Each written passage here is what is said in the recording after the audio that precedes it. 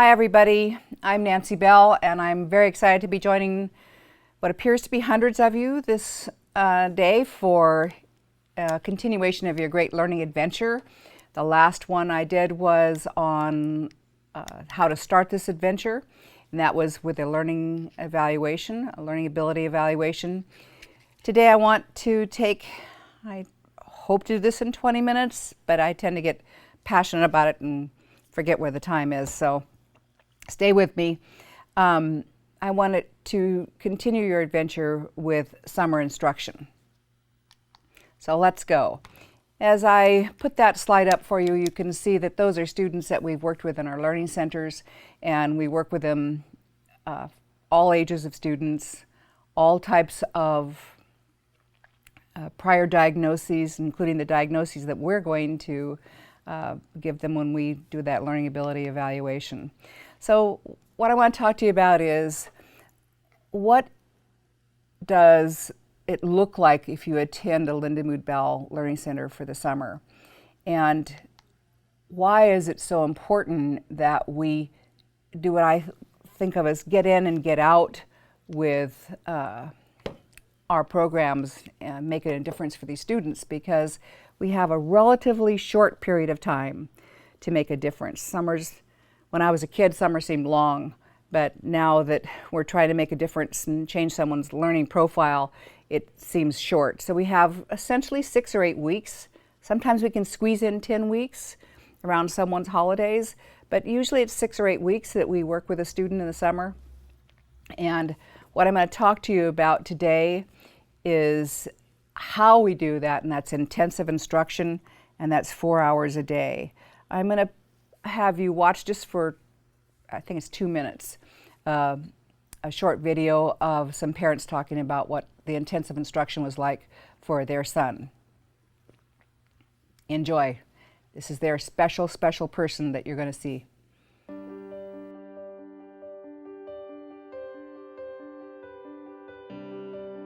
We could have had him with a counselor or a specialist for 1 day a week, for 30 minutes a day, and we would have still been drowning. In order to make a true change in a child's brain, you need intensive therapy. And so that's what we wanted to do. We didn't want to just make a little bit of a gain, but especially for our younger child that was really struggling to read, we needed true therapy. We needed something that would really make a difference. And the director was able to meet with us and give us all of the results and kind of laid out a plan of what they recommended. How many hours in visualizing and verbalizing, and how many hours in seeing stars.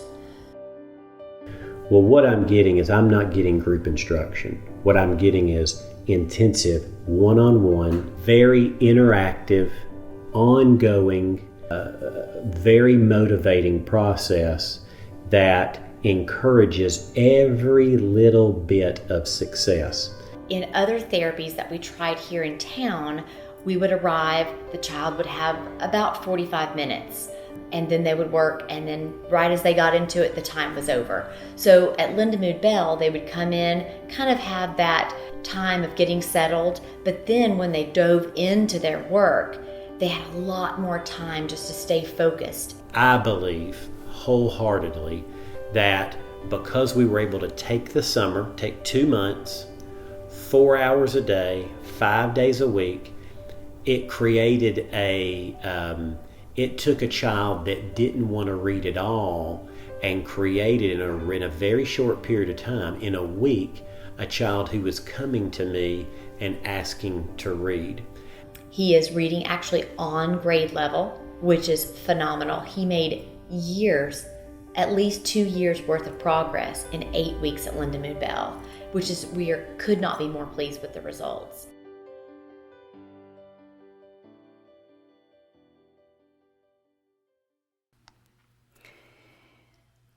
So as you saw with their son, there are all these children that we work with, and so today what I want to talk to you about is how we can make this difference is the cause.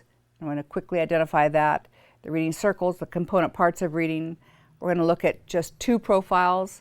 although we work with a range of issues with challenges for students, we're just going to look at 2 so that I can try to get this all in for you in this short period of time we have together. And then I'm going to talk to you about the instruction that we do 4 hours a day, and I'm going to talk to you about what we are doing with just 2 of our programs. Although we have a lot more than these 2, I'm going to talk to you about 2 of our programs and what we're doing for decoding and comprehension. And then the very last thing that I want to do with you is show you the difference that we make in instruction in our learning centers. It's important for you to know that. So first, you're going to, in order to come for summer instruction, you want to do a learning ability evaluation. And the thing that you want from that evaluation is to identify both strengths and weaknesses in terms of processing language. As you do that evaluation, the important thing out of the evaluation is to identify the cause or the causes of weakness in processing language and literacy skills, or in language and literacy skills. And the third thing that we do is that we then make recommendations for intensive instruction, and I'm going to read this to you because it's important. Do intensive instruction to change the rate of learning and achieve success in a few weeks. So if you think of the students that we see that are kindergarten through 12th grade, that maybe we see a 3rd grader here reading at a 1st grade level, in a matter of 6 or 8 weeks, we're going to try to change that rate of learning and punch them up into a normal range so that they can be successful in school. We have a lot of goals at Lindamood-Bell. Probably these are the 3 that I think are the most important. Our goal is to make years of gain in weeks of instruction. Our goal is to improve reading and language comprehension in order to ensure a successful school year. And our goal is, and this is important to us, is to value each individual and help him or her realize his or her potential. As I was thinking about what I was going to say to you, I think that what we do at Lindamood-Bell is more than just help these students learn to read and spell and comprehend and do math. I think that it is also that we help them learn to value themselves and realize that they have the potential to learn. So let's quickly look at the cause. Remember, I said that they're not going to, you can't just go in and do something with them. If you're trying to help a 3rd grader improve their learning, perhaps their reading skills, you're not going to be able to do that unless you identify the cause. And so when we see these students, let me take you back for a second. When we see these students that are, maybe in 10th grade, maybe in 6th grade, 3rd grade, 10th grade, we see if they're struggling in school that there's 2 primary weaknesses. It is either that they have weak decoding, they're not able to read the words really well, easily, confidently. They're not global readers. They may be analytical readers where they can sound out a word, but they're not global readers where they read fluently on the page. And then the other issue that we see is that they might have weak comprehension even if they can decode well, and even if they can decode fluently and fast, they still might have weak comprehension. So while there's 2 primary weaknesses, there's 1 primary cause, and that is weakness in the imagery-language connection. That's called dual coding theory from Dr. Pavio, and it is that there's a nonverbal code and a verbal code for all cognition, and obviously reading is cognition, and it is the interplay between those 2 codes that allows us to think, to read, to spell, to do math, and even to decode. So the nonverbal code of imagery actually has what I think of as 2 types of imagery. One enables you to process parts, and the other one enables you to process wholes. And if you've ever seen me speak before, or heard me speak before, you know that I talk consistently about parts and wholes. and imagery's relationship to those. So symbol imagery that you see with the little boy with the green shirt on is the ability to image sounds and letters, not just sounds, sounds and letters for words. And concept imagery is the ability to image a gestalt or a whole. Now, how does that play into reading? I'm going to quickly go through this with you. If you've heard me speak before, you know that I created this Venn diagram I called the reading circles in the 70s. And I created out of need, since at that time the only thing that I knew to work on was phonological awareness or word attack skills. So in these circles, there's the ability to sound out, phonetically process words that you've never seen before. There's word recognition. There's paragraph reading and vocabulary. And those are subsets, this is important, those are subsets of the greater set of comprehension. The field of reading frequently gets lost on thinking that reading is decoding a word, but reading is being able to comprehend. So those are subsets that enable you to comprehend. There's the greater set of comprehension. As we look at the Venn diagram here, and word attack, word recognition, paragraph reading, we want to think of this processing as on a spectrum. So there's decoding, and that would be these inner circles right here, and there's comprehension, that would be the outer circle. Let me see if I can erase that. Move on. Magic. Now, if there's weakness, and all of this is your set for what I'm going to talk to you about with instruction. If there's weakness in decoding, frequently it's labeled dyslexia. And many of the students that we work with they come to us with a prior diagnosis of dyslexia. And we work on their phoneme awareness, and as we develop their phoneme awareness, we move them into symbol imagery with the program that we use. If there's weak comprehension, frequently there's no label at all, and frequently teachers and parents don't really know perhaps that there's weak comprehension. If it's really severe, it could be labeled hyperlexia. All that means is that there's a gap. It's like the opposite of dyslexia. There's a gap between your ability to read words and your ability to comprehend. Or if it's weak enough, it can fall into the label of autism or autism spectrum disorders. So we're going to take a look at intensive instruction. We're going to start with decoding. We're going to take a look at Buzz, and then we're going to take a look at Sophie. So this is Buzz, and this is Sophie. And now I'm going to take you into the world of instruction at Lindamood-Bell. We could be looking at a student that I often talk about named Chip, that I use his profile for one of the programs that we have is called Talkies, which is a visualizing, verbalizing component. It's a lower form of, or an easier form of visualizing and verbalizing. And we also have students that are adult students or high school students. I chose these two students, Buzz and Sophie, because it's easier for you to learn from these two, as opposed to me talking about 10 or 12 profiles. So here's Buzz.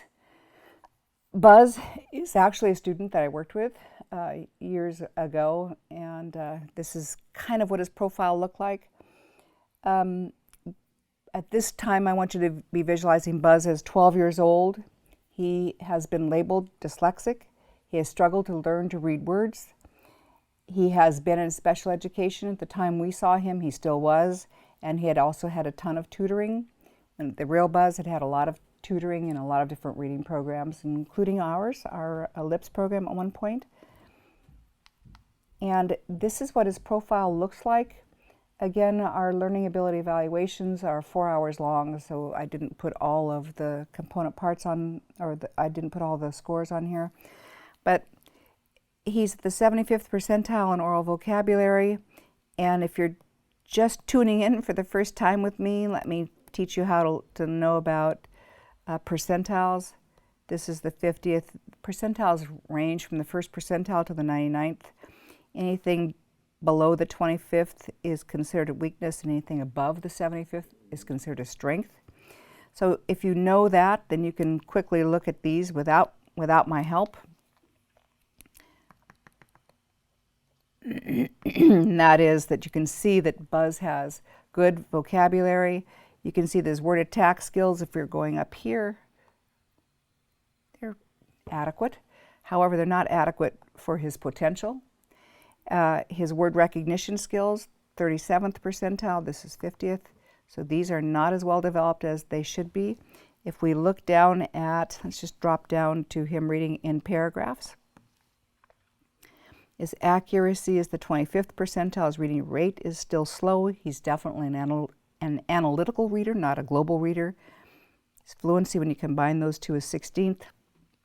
You can see that his comprehension is better than his ability to decode words, which means that he probably, once we can teach Buzz to read fluently and confidently, he's probably going to have no difficulty with comprehension. His score of the 37th percentile is based on the fact that he's having trouble decoding.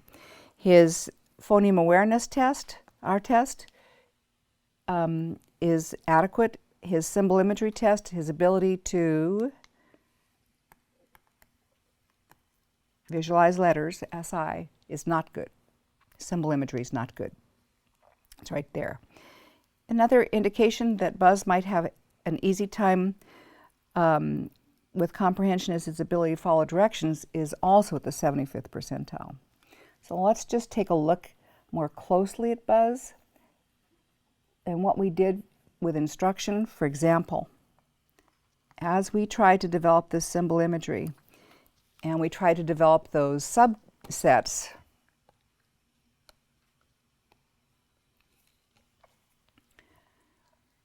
I cannot just look at Buzz and say, what letters are you picturing, or picture these letters. He doesn't have the ability to do that. So I have to use very specific language through specific steps to develop his ability to picture letters and words. So the program that I'm going to talk to you about is called Seeing Stars, and it goes through a series of steps. And at the end, it is integrating, step number 11, if you can see that. It's integrating all of these together to have him read fluently as a global reader in context. So it starts with sounds and letters, starts with a vowel consonant, consonant vowel, moves all the way into consonant vowel consonant consonant, and then gets into 2 and 3 syllables. So I'm just going to quickly show you a few of these. You can see that I'm saying a sound f to him, and I'm asking him to picture that, write it in the air. This is called air writing, and say the sound back to me. And once I know that he can do sounds in isolation, then I can take him from sounds in isolation. So we'll say isolated sounds and letters to syllables. This one shows a vowel consonant consonant pattern, but I would start with a vowel consonant and a consonant vowel, just the simplest form of the syllable that I could do. So I hold up that card, and then I take it away, and I do a series of exercises with Buzz to help him be able to move into the realm of symbol imagery. The student images says letter names, air writes and decodes. And then I ask him to identify specific letters. With that card gone, I'm asking Buzz to hold that image in his head and tell me which letter, what he saw for the second letter, for example. Still with no card in front of him, I have him manipulate those letters, take out the S and tell me what the word says, Buzz. And he's visualizing that and he takes it out. and then tells me what the word would be. My goal is to develop his symbol imagery, but I want you to think of it as orthographic memory so that I can apply his phonological awareness to his orthographic processing. So for example, in this one it says, read your imaginary word. And with nothing in front of him, everything's gone. I'm asking Buzz to conjure up that image and then tell me what it says. Same thing here. What letters do you see when I say mash? And I'm asking him to conjure that up. And then he says M-A-S-H. And I can do some exercises with him where I can say, what's the third letter that you see? Read the word from memory. Again, what I'm doing now is orthographic memory. And he says, hey, I can still see it, which was something that he couldn't do when I first was working with him. So as we are developing a symbol imagery, we apply that over to word attack, and you'll see in the next couple of slides, we apply that over to word recognition. The goal is that we begin to fill in these circles. So let me show you a little bit about what we're doing with word attack. I have him read a list of words. You can see him down here, and I say to him, read the next word. You don't have to say the vowel, just think it. And so he looks at that word, visualizes it, says the vowel in his head, and reads steaks. And obviously this is starting at a CC. I'm showing you something that is harder than we would actually start with a student. Once he can do a series of those where he reads cards, then we move into having him apply that imagery and that decoding to memorizing hundreds of sight words. Read each word to me and we'll find out which words are super fast and which ones are a little bit slow. So as we develop sight words, I'm taking him through hundreds of what people think of as, they used to be called dolch words, or sometimes they were called instant words. I called the ones in the Seeing Stars program star words. And they're the most frequently used words that Buzz will see. we take them into 1,000 words, not just 200. So what we're doing is applying that orthographic memory to word recognition. Those words go on cards, and we establish hundreds of sight words for global reading. I want to make sure that you're clear on what I mean by global reading. Almost any program, any synthetics phonics program, and there are lots of them out there, and they're good ones, can teach a student to learn their sounds and letters and phonetically process words. But that often just helps the student with word attack skills rather than paragraph reading and fluency. And so a global reader is a student that reads like you and I do. When they look at a page, they recognize the words on the page without having to sound each one of them out. And then when they come to a word that they're not familiar with, that they don't recognize instantly, they have quick, accurate phonological processing skills that allows them to read that word also. So it's important that we develop these students beyond just analytical reading where they would sound out every word. And the only way to do that is to establish hundreds of sight words. And the only way you can establish sight words is to have that orthographic memory for them. In fact, let me see if I can find a picture of Buzz. Buzz was a student that I worked with that I could show him this word, which doesn't play fair, and he would look at it and say, canal. And I would say, well, the word doesn't play fair. It's the word know, like I know you or I know something. And he would go, oh, okay. Now, remember, Buzz is very, very smart. And then, I don't know, 2 paragraphs later, if he saw that word, he would say canal. He couldn't hold his sight words in his orthographic memory. So that's what you're doing as you develop this circle. Now, as you're developing these two, before you get into paragraph reading, you need to expand, and you could get into paragraph reading sooner if it's a younger student, but you need to expand into 2, 3, and 4-syllable words. And so just wanted to show you a little bit here of what we would do for expanding to multisyllables. The student would take his finger, start with pencil breaking, finger break that, and then read this word, and what does the ending say? So he looks at that, I take him away, and I say, what were the letters in the first syllable? He's just read station, and I take that word away, and I make sure that he can, syllable by syllable, still hold imagery for those words. Now, all of that develops these 2 circles, but Buzz is still not a reader until I apply this to paragraph reading. So I'm taking all that symbol imagery that we have been developing here for orthographic processing. Now I put Buzz on the page. And the true story about Buzz is that Buzz graduated from college at a very high level in his class. And so there isn't any reason why the students that you're here to learn about or want to know about with us, there isn't any reason why those students can't learn to read and spell to their potential, which Buzz certainly did. Now we're going to turn to comprehension. We're going to look at the other side of the spectrum. And this is the other type of imagery that I was talking to you about. We're not, at this point, worried about these inner circles like we were with Buzz. Now we're going to worry or be concerned, look at, analyze what's happening with Sophie for comprehension. So here's her scores. She's a quiet, shy girl. She's in 5th grade. She began struggling with homework and answering the questions in her class. Her parents were told she was lazy and just wasn't trying. In 6th grade, she began to cry before going to school, told her parents that she was dumb.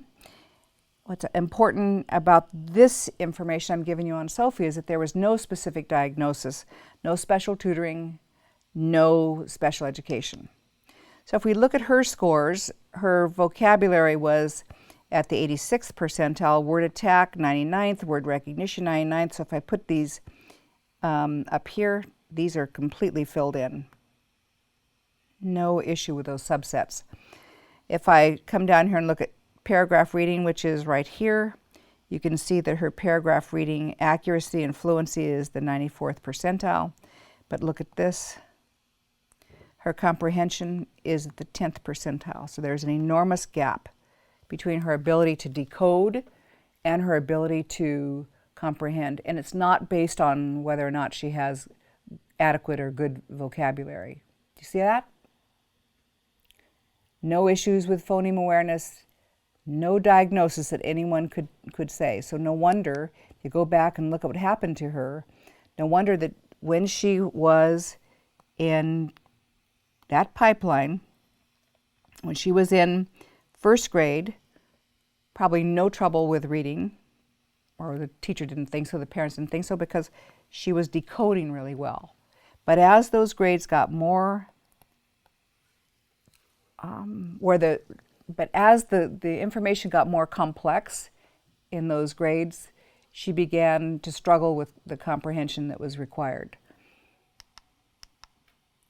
What's happened to her, and again, if you've ever heard me speak before, I can't tell you how passionate I am about this particular problem, because it is not just that Sophie can't understand or comprehend written language.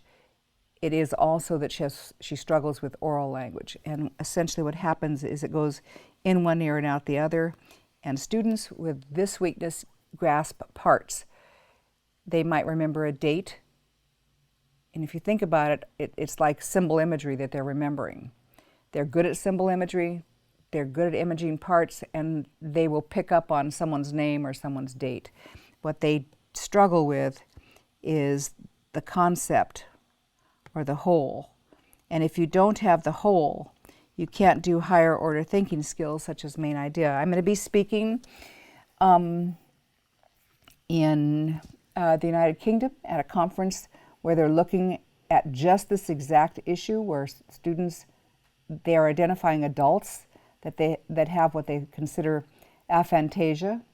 And aphantasia, they believe, is the inability to visualize. I believe that most of the students that we see and have been seeing for all these years, and the students that you're going to see that compose our scores, when I get to that part, I think most of those students would have what they are calling in the UK aphantasia, in that when I first started working with these students and I asked them if they can picture a word or picture a sentence, I can't tell you how many of those students said, no, it's just dark up there. So what we're going to do to develop the ability to image concepts is I'm going to use specific language out of my mouth that will help her visualize not letters but concepts. And I skipped over this slide quickly and I'm going to come back to it. If you have this weakness in concept imagery, it impacts your reading comprehension, your oral language comprehension, your ability to think logically, but it also impacts your ability to follow directions. And what we've seen is oral language expression, written language expression, and all of these down here until you get into this one, interpreting social situations. I think that a lot of our students that are just comprehension students really have difficulty grasping the language that's going on and grasping the social situation involved with that, called pragmatics, if you want to think of it that way. Cause and effect, for sure, is difficult. Okay, so we get to the steps of visualizing and verbalizing. You're going from a picture all the way down into a page, and I'm going to show you just a little bit of that. Remember that we're not worried about these inner circles, those subsets. We're really trying to develop oral and written language comprehension. So if we start with picture to picture, I have the student start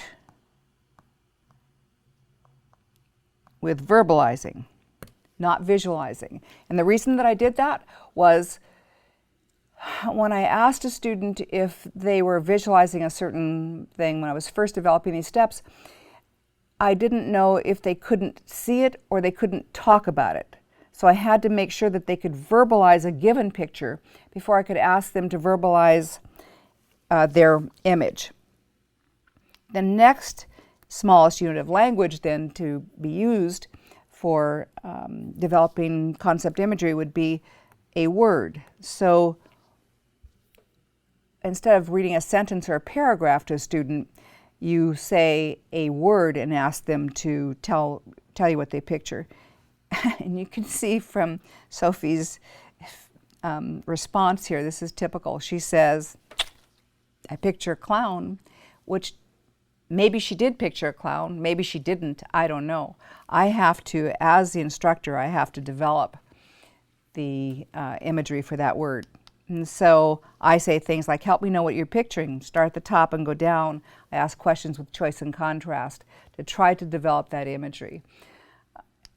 I take her through structure words of size, color, movement to make sure that she's got all of those elements in there. And very soon, these students will move into the next step of visualizing, verbalizing, where we can go to a sentence. So for example, in doing a sentence, when I was first developing these steps, I thought I could just go from a word to a whole. Now they can visualize a word, so I can take them into a whole paragraph. And lo and behold, what I found was that I could read a sentence to a student and they would give me imagery for that sentence. And then I would read the next sentence, this is connected text, and they would have a completely different image.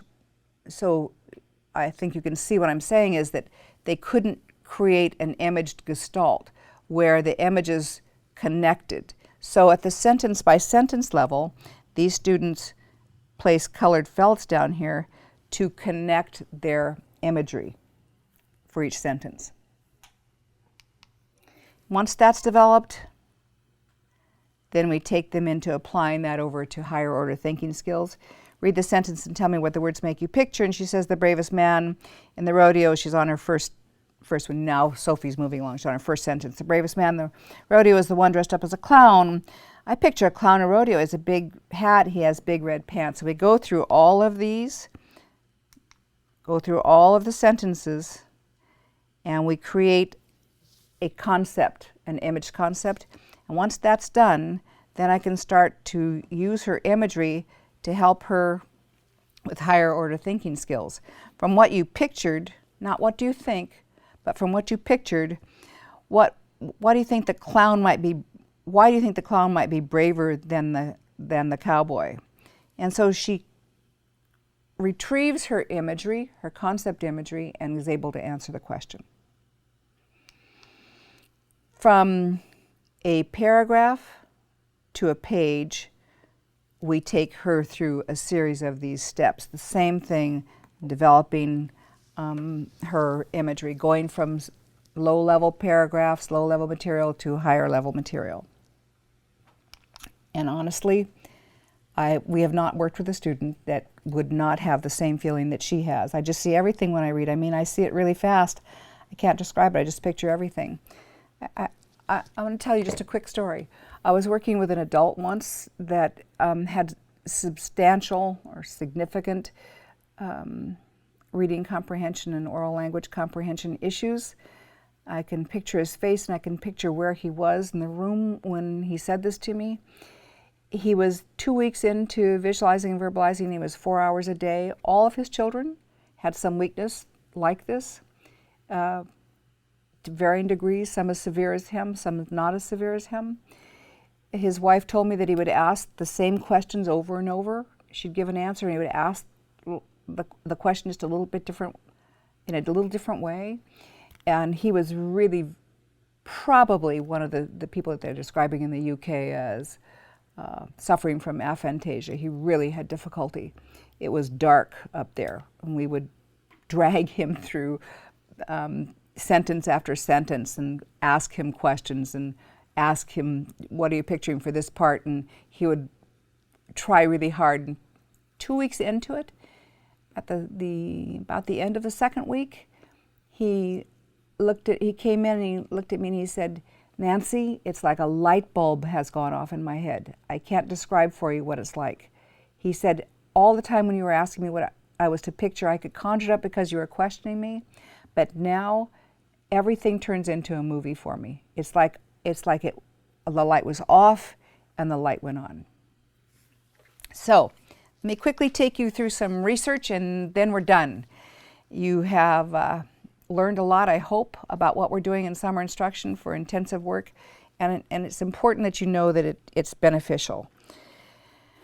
This is Learning Center research, by the way. We do a lot of research that is randomized, controlled studies.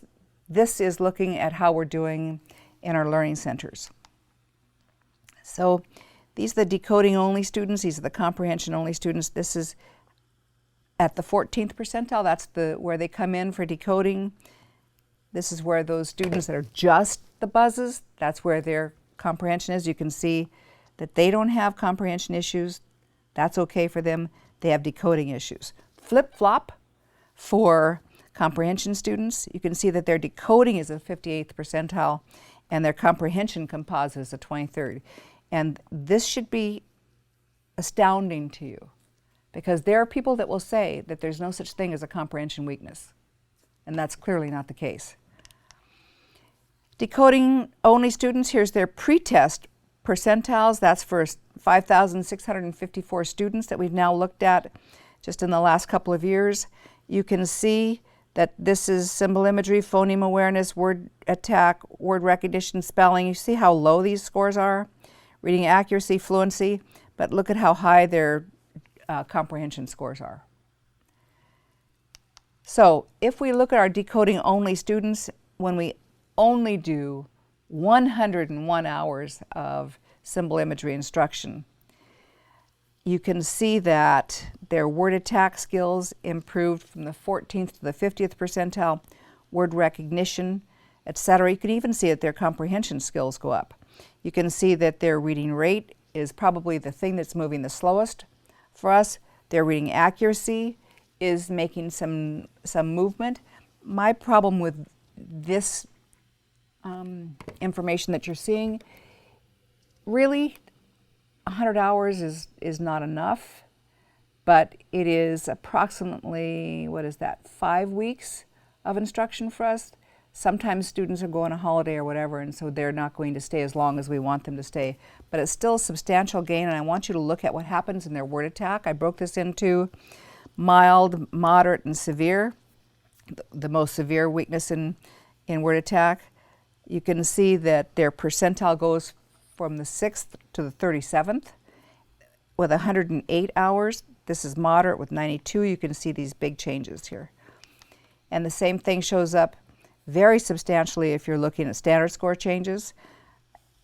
A large standard score change is in purple. See that with our severe students? And the reason I'm showing you that is I don't want you to think that whenever you do means, you're going to have some students that are higher, some students are lower. So I really wanted to identify the students that were severe so that you know that we're not having these students slip through the cracks. Word recognition. Remember our circles? Paragraph reading accuracy for those severe students. Paragraph comprehension for those severe students. All of them, but I really am focused on the severe students in that slide. I want you to know that we can make a difference for Buzz. Now if we turn to comprehension, you're going to see that it's exactly flip-flop. These are the decoding scores. You see how high they are compared to comprehension and following oral directions. And their vocabulary is adequate. So if you look at accuracy in reading a paragraph and vocabulary, and look at how far off that comprehension is. And this is a composite of 3,303 students. Now, if we look at their pre and their post-test scores, you can see that their comprehension went up significantly. You can see that we don't make changes where we have not focused our attention. Vocabulary goes up. A lot of our vocabulary, a lot of students that come to us that we do visualizing, verbalizing with, that have weak vocabulary, we spend a lot more time developing their vocabulary. Now, this is probably the most impressive slide you're going to see. This is Sophia. Sophia comes in, or this is a student like Sophia. This is an N of 501. These are the severe students with comprehension that they have let me change that. They have significant strength in their ability to read words and read paragraphs, just like she did. And yet, their comprehension is at the 8th percentile. And when you see a change like that, from the 8th percentile to the 47th percentile, truly, you should be gasping. That's life-changing. In a relatively short period of time, is it 102 hours of instruction? Oral directions improved. All the vocabulary improved. So we're super proud of this, by the way. There they are in standard scores. Look at this standard score change. Unheard of. Now, I include this slide because I've had some questions asked about whether or not we do visualizing, verbalizing with students that are on the autism spectrum, ASD, and yes, we do. And these students are receiving 120 hours of instruction, and their comprehension also changed. And then we got a mild, what's called a medium change standard score for their oral vocabulary. And we have a research study that's been published from Dr. Khanna, and I believe that that's on our website that you can look at what happens after VV instruction in terms of changing the brain structure. And essentially, that's it. I always have wanted these students to be independent, and they can't be independent until they can self-correct, and they can't self-correct until they have the ability to monitor, and they can't monitor without sensory input, because the cause of these weaknesses in language processing, which is make it broad. The cause is not poor teaching. It's not that you didn't read to your children enough when they were when they were little. It's not you. It is at the sensory level. And what I was showing you here is that it is symbol imagery and concept imagery. So that's it for us today. I want to end with this slide because I almost always end with this slide, and that is that I believe passionately that children and adults can be taught to read and comprehend. And I thank you for your time. I am forever grateful to be doing this with my life. Lucky me. I'm going to be doing another webinar on May 4th. We're looking at it right now to decide what the title will be. I'm looking at some of the questions that are coming from all of you. We have a lot of questions. I think that what I'm going to be talking to you about is how to make summer a time for learning gain, not a time for learning loss. And also, we have some questions about autism. Thank you very much. If you have a question, you can go to our website and ask that question. See you later.